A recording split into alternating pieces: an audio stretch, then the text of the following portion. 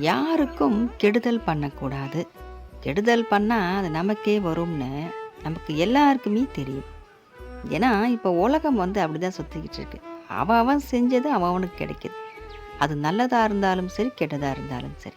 அப்போ நம்ம ஒரு கெட்டது பண்ணா, அது நம்மகிட்ட வரும்னு சொல்லிட்டு நம்ம அதில ரொம்ப கவனமா இருக்கோம். அந்த கெட்டது பண்ணவே கூடாதுன்னு நம்ம ரொம்ப தீர்மானமாவும் இருக்கோம். அத விட ரொம்ப முக்கியமானது என்ன தெரியுங்களா? நல்லது பண்றது. கெட்டது பண்றது மட்டும் நமக்கு கேடு விளைவிக்காது. நல்லது பண்றதும் சில சமயத்துல நமக்கு அது கெடுதலா அமைஞ்சிடுது. அது எப்படி தெரியுங்களா? நல்லத நம்ம பண்றபோது, நல்லவங்களுக்கு நம்ம நல்லது பண்ணோம்னா, அது நமக்கு பல மடங்கு நன்மைய நமக்கு கொடுக்கும். ஒரு கெட்டவங்கன்னு நம்ம தெரியாம அவங்களுக்கு ஒரு நல்லது நம்ம பண்ணிட்டோம்னா, அதுதாங்க நமக்கு மிகப்பெரிய ஒரு துன்பமா அமைஞ்சிடுது. அதனால நம்ம நல்லது தான் பண்ண போறோம். ஆனா, அது யாருக்கு நம்ம பண்றோன்றத அது யோசிக்கணும். கெட்டவன் அவனுக்கு போய் நம்ம ஒரு நல்ல விஷயத்த பண்ணோம்னா, அவனுக்கு அது நல்லதா தெரியாது. அதெல்லாம் அவன் பெருசா கூட பார்க்க மாட்டான். நம்மக்கிட்ட எல்லாமே நம்மள வச்சு யூஸ் பண்ணிட்டு, நாளைக்கு நம்ம அவனுக்கு தேவையில்லைன்னு தெரிஞ்சதுன்னா, நம்மள அவன் என்ன வேணாலும் பண்ணுவாங்க. தூக்கியும் போடுவாங்க. தூக்கி போட்டா ரொம்ப நல்லது. ஆனா தூக்கி போடுறதில்ல. நமக்கு அதிகமான ஒரு கேடுவும் விளைவிச்சுட்டு போயிடுவாங்க.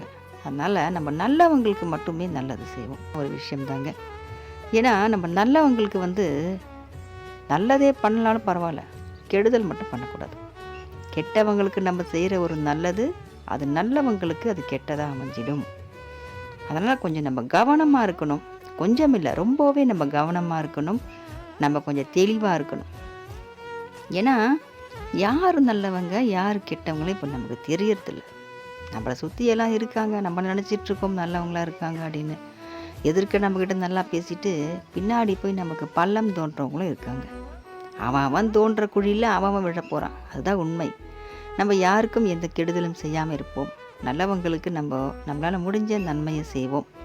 கெட்டவங்களுக்கு எந்த உதவியும் நம்ம செய்யாமல் இருக்கணும். கெட்டவங்கன்னு எனக்கு தெரியவே இல்லையே அப்படின்னா, தெரிய வைப்பார் நம்ம முருகர் தந்தை. முருகர் தந்தையை நம்ம வணங்க ஆரம்பிச்சிட்டாலே, யார் நல்லவங்க, யார் கெட்டவங்க, யார் நமக்கு உதவி செய்ய வராங்க, யார் நமக்கு உபத்திரம் செஞ்சுக்கிட்டு இருக்காங்க அப்படின்னு காட்டி கொடுப்பாரு. தெளிவாக நமக்கு காட்டி கொடுப்பாரு. நல்லா நம்ம தெரிஞ்சுக்கலாம். இத்தனை நாள் நமக்கு ரொம்ப உறவாக பழகிட்டு இருப்பாங்க. கடைசியில் பார்த்தா அவங்க தான் நமக்கு இது நாள் வரைக்கும் கெடுதலும் செஞ்சுட்டு இருந்திருப்பாங்க. முருகர் தந்தையை வணங்க ஆரம்பித்ததுலேருந்து அவங்களுடைய எல்லா செயல்களும் நமக்கு தெரிய வரும். தெரிய வைப்பார் நம்ம முருகர். நல்லவங்க யாருன்னு காட்டி கொடுப்பார்.